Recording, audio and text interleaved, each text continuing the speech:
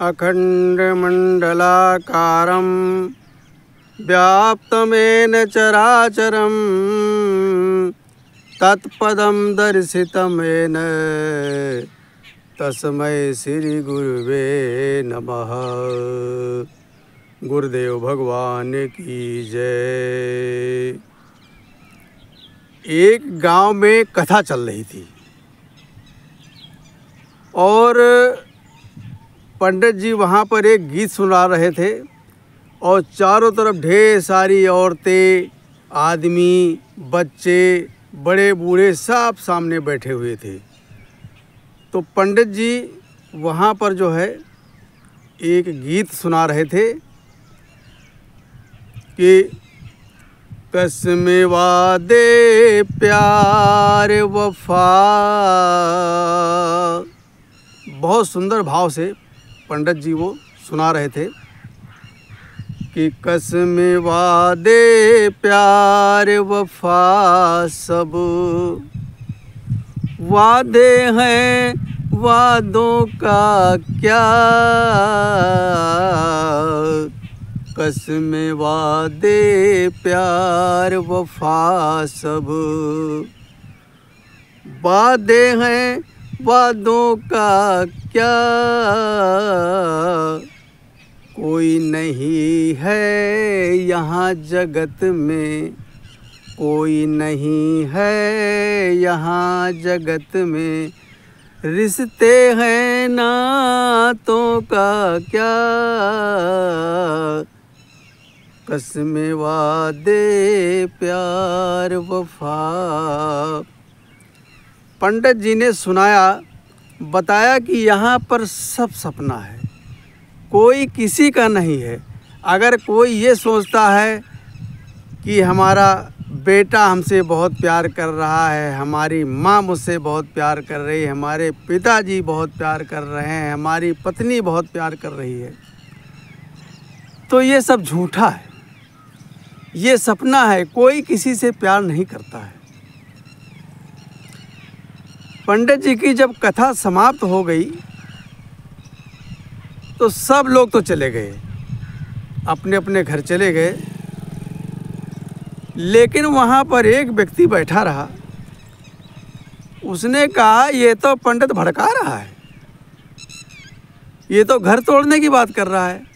बताओ, हमारे पिताजी हमको कितना प्यार करते हैं, हमको कोई भी काम करने नहीं देते। वो कहते बेटा तुम आराम करो, अभी हम करने लायक हैं। पत्नी अच्छा अच्छा खाना बनाती है, बेटे दौड़ते हैं पापा पापा पापा, मेरे हाथ पैर दबाते हैं, इतना प्यार करते हैं, मेरा परिवार इतना प्यार करता है। और ये पंडित कह रहा कोई प्यार ही नहीं करता, सब झूठा है। तो उसने जाकर के पंडित जी के पास कहा कि पंडित जी आप घर तोड़ने वाली बात करते हो, ये कथा नहीं है, आप व्यथा सुनाते हो। भाई जिस कथा से सुन करके जीवन सार्थक हो वही कथा है, और तुम तो घर तोड़ने वाली कथा सुना रहे हो। तो पंडित जी ने कहा कि बच्चा, कथा पर शंका नहीं करना चाहिए, जो कथा है वो सत्य है। तो वो व्यक्ति कहने लगा नहीं महाराज, कथा आप झूठी सुना रहे हो, आज के बाद हम तुम्हारी कथा सुनने नहीं आएंगे। इसका कोई प्रमाण है तुम्हारे पास? कहते हाँ प्रमाण है, मेरी बात मानोगे? तो उस व्यक्ति ने कहा हाँ मानेंगे। तो उसने बोला कि अब तुम जाओ और रात में खा पी करके सो जाना, खा पी करके सो जाना, और जब सुबह कथा शुरू होने से पहले हम तुम्हारे घर पर आ जाएंगे। और तुमको ये काम करना है जो मैं बता रहा हूँ, आपको सिर्फ मरने का नाटक करना है।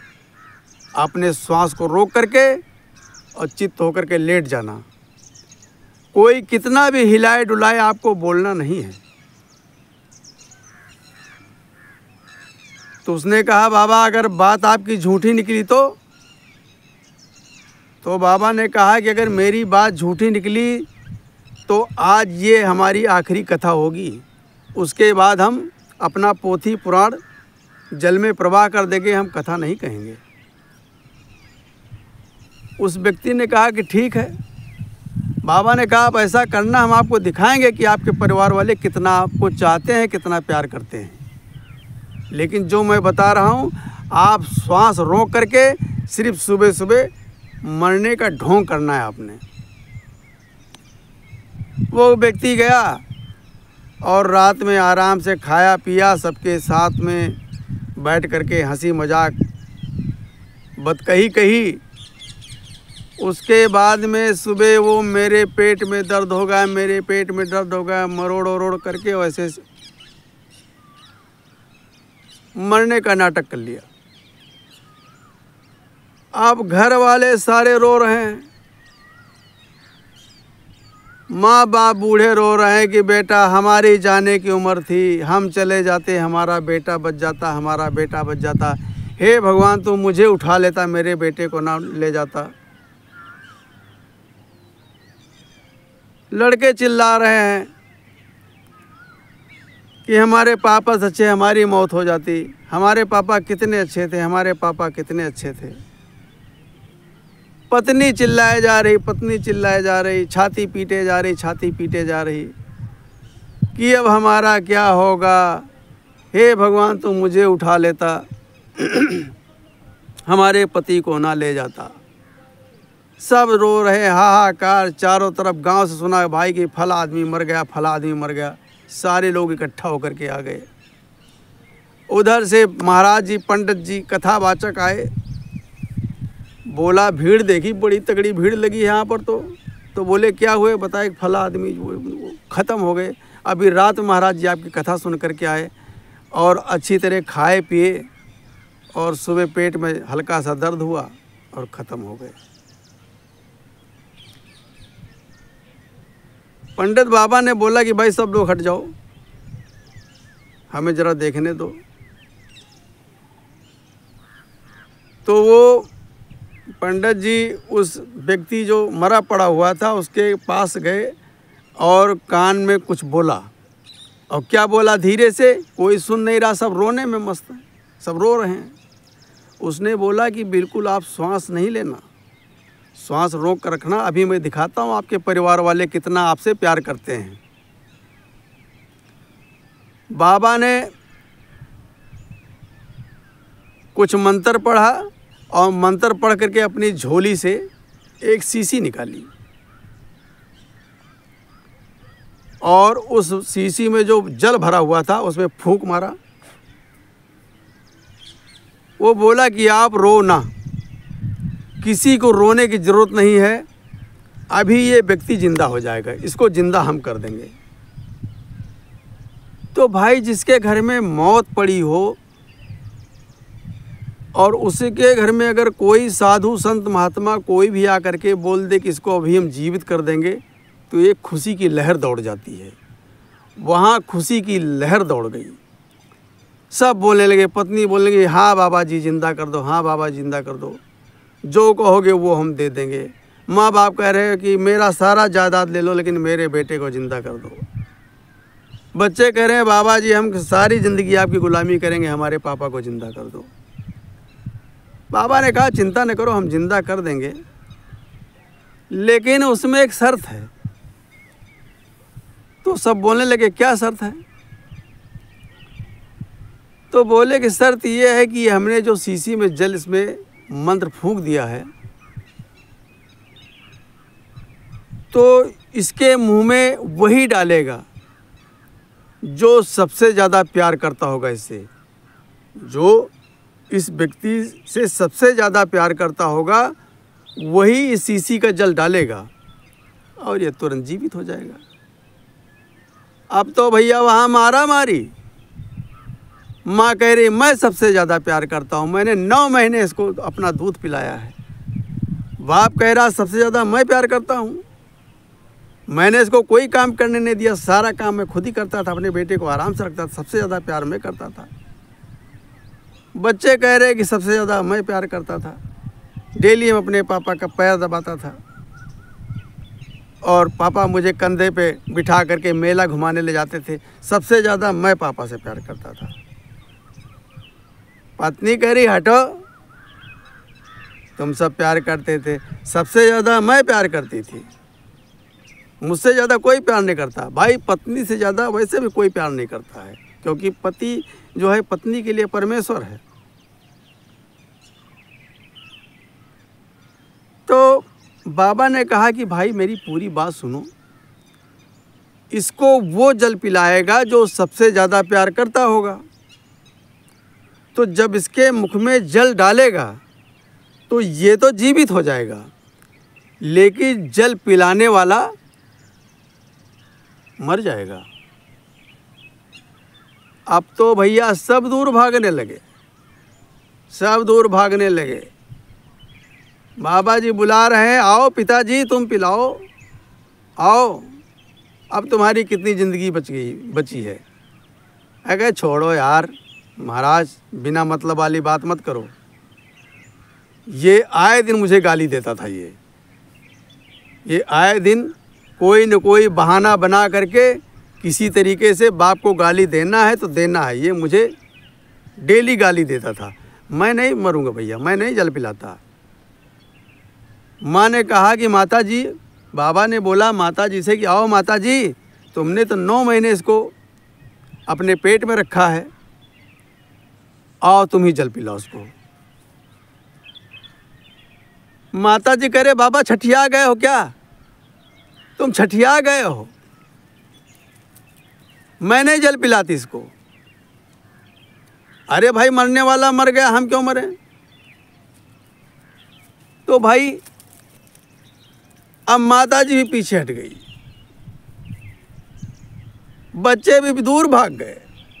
धीरे धीरे भीड़ भी खिसकने लगी कि बाबा जी मुझे बुला कर न बोले कि जल पिला दो, तो ये तो जिंदा हो जाएगा, हम मर जाएंगे। पूरी भीड़ गायब।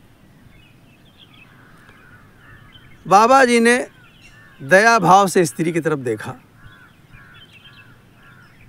और बोले कि बच्चा आओ तुम ही इसको जल पिलाओ, क्योंकि आप इसकी पत्नी हो और आपसे ज़्यादा देखो सब छोड़कर भाग गए हैं, आप ही बची हो, इसका मतलब आप ही सच्चा प्यार करती हो, आप ही इसको जल पिलाओ। और एक बात और बताता हूँ कि पत्नी वह ही बड़ भागिन है, पत्नी वह ही बड़ भागिन है, पति के आगे जो मरती है। बोले बच्चा पत्नी वही भाग्यशाली मानी जाती है जो अपने पति के सामने मर जाए, और यहाँ तो आपका पति मरा पड़ा हुआ है। पत्नी वह ही बड़ भागिन है, पति के आगे जो मरती है।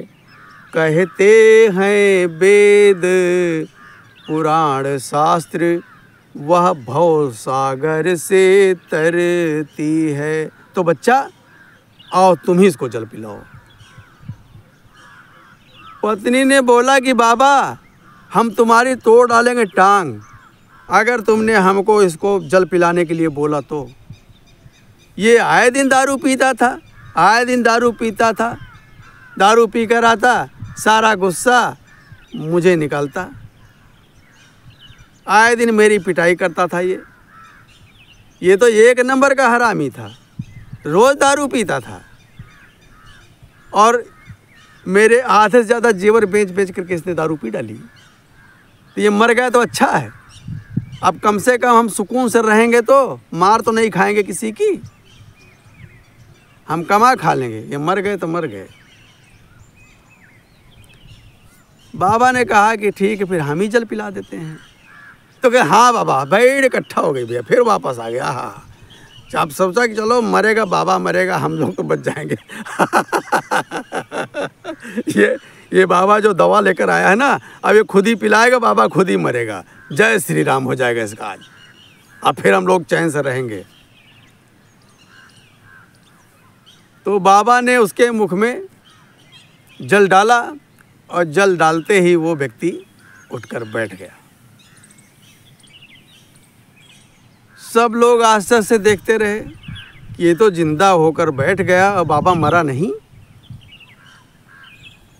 तो कह रहे बाबा तुम मरे नहीं। उस आदमी ने कहा कि सारे लोग मेरे नज़रों से दूर हो जाओ। अभी तक मैं भ्रम में जीता रहा कि हमारे पापा प्यार करते हैं, हमारी माता जी प्यार करती हैं, हमारे बच्चे मुझसे प्यार करते हैं, और सबसे ज़्यादा जिसके साथ हम 7 फेरे घूम करके आए हैं वो मुझे प्यार करती है। आज बाबा जी तुमने हमारा ये भ्रम ख़त्म कर दिया। जो आप कहते थे वही सत्य है कि दुनिया में कोई किसी का नहीं है। झूठे वादे प्यार वफा सब वादे हैं, वादों का क्या, रिश्ते नाते प्यार वफा सब बातें हैं, बातों का क्या। बाबा जी हमने जो आपसे बहस किया उसके लिए आपसे हम क्षमा मांगते हैं, और आज आपने हमारी आंखें खोल दी। अब हमको इस परिवार से कोई लेना देना नहीं है, और आज से ही, और आज से क्या अभी से इस परिवार को हम छोड़कर चले जाते हैं जंगल में, क्योंकि राम नाम सत्य है। केवल एक ही नाम सत्य है, वो है राम नाम, जिसे लोग मरने के बाद समझते हैं। पहले तो जो कुछ है हम ही हैं, जो सामने दिखाई पड़ रहा वही सत्य लग रहा है। बाप दिखाई दे रहा है, बाप सत्य है, माता दिखाई दे रहा है, माता सत्य है, बच्चे सत्य है, बीवी सत्य है, कुटुंब कबीला परिवार सब सत्य है। लेकिन आज मेरी आंखें खुल गई कि सत्य कुछ नहीं है, सब झूठा है, सारा जगत झूठा है। तो महाराज आज आपने हमारी आंखें खोल दी, इसके लिए हम आपका दिल से धन्यवाद करते हैं, आभार व्यक्त करते हैं, और हम भी चलते हैं प्रभु की ओर, जो वही अपना है। और सत्य बात है दोस्तों, ईश्वर के अलावा कोई अपना है नहीं। आप जितना मर्जी किसी के साथ कर लो, जब तक आपसे किसी का भला होता रहेगा, किसी भी प्रकार का भला होता रहेगा, तब तक वो आपका मान सम्मान करेगा, आपसे प्यार करेगा। और जिस दिन उसकी पूर्ति हो जाएगी, वो स्वतः अपने आप से आपको दूर कर देगा। सही बता रहा हूँ, ये जीवन की सच्चाई है। लेकिन लोग नहीं समझते हैं। समझेंगे कब? जब ठोकर खा लेंगे, पूरी तरह से बर्बाद हो जाएंगे, तब समझ में बात आएगा कि हा, इतना बड़ा धोखा मेरे साथ। जिसको मैं अपना समझता था वो अपने नहीं थे। तो दोस्तों, ये जो कहानियाँ कही जाती हैं, कथाएं कही जाती हैं, हम लोगों को शिक्षा देने के लिए कही जाती हैं।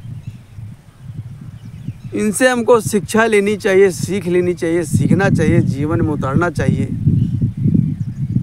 इस कहानी से ये नहीं कि जाओ और आप भी अपने परिवार से अलग हो जाओ, परिवार को छोड़ दो, पत्नी को छोड़ दो, बच्चों को छोड़ दो, माता पिता को छोड़ दो। ये कहानी ये शिक्षा नहीं देती है। इससे आप समझिए कि काम सब करिए, लेकिन किसी पर इतना गहरा विश्वास करके कि जो कुछ है यही है, ऐसा नहीं। आप अच्छी तरह अपने परिवार को चलाइए, बच्चों को पढ़ाइए लिखाइए, बूढ़े माँ बाप की सेवा कीजिए, सब कीजिए। किसी को छोड़ने की ज़रूरत नहीं है, जोड़ने की ज़रूरत है। सब जुड़ करके रहो, एक होकर के रहो, तभी सुख शांति रहेगी। और घर में खुशियाँ बरसेंगी। और अपने बच्चों को अच्छा संस्कार दीजिए कि बेकार उल्टी सीधी लतों में ना पड़ जाएं, क्योंकि आजकल मैंने देखा है कि छोटे छोटे बच्चे वो बीड़ी का सुट्टा मारते हैं। ये गजब की बात है भाई। कुछ नहीं मिला तो पुड़िया फाँका और रगड़ा, इसमें लग गए हैं। तो आजकल दुनिया नशे की तरफ जा रही है। और नशा एक ऐसी चीज़ है कि बड़ी बड़ी रियासतें डूब गई, बड़ी बड़ी रियासतें। आप रियासत वाले नहीं हैं। बड़े बड़े राजा महाराजा नशे में आकर के वो सारा खेल ख़त्म हो गया। आपने सुल्ताना डाकू का नाम सुना होगा। इतना बढ़िया डाकू कि वो लूटता था, लेकिन वो अमीरों को लूटता था, गरीबों को नहीं लूटता था। अमीरों को लूट करके और गरीबों की झोली भरता था। वो डाकू था लेकिन धर्मात्मा था। लेकिन अंत में क्या, उसको शराब की लत लग गई। और सूरा है तो सुंदरी भी चाहिए, तो वो सूरा और सुंदरी के चक्कर में सुल्ताना डाकू मारा गया। तो अपने बच्चों को बुरी लत से बचाओ, उनको अच्छी शिक्षा दो। और कहीं भी कथा हो रहा हो तो वहाँ पर बच्चों को ले जाओ। आजकल बच्चे जो है कथा सुनना पसंद नहीं करते हैं। उनको क्या चाहिए, मोबाइल चाहिए। उसी मोबाइल पर ही उंगली घिसते रहेंगे। और मोबाइल एक ऐसी चीज़ है कि उंगली घिसते रहोगे, कोई एक ऐसी तस्वीर आ जाएगी जिसको देख करके आपके बच्चे का मन विचलित हो उठेगा और वो गलत रास्ते पर चल पड़ेगा। आज दुनिया में ज़्यादातर क्राइम सिर्फ मोबाइल की देन है।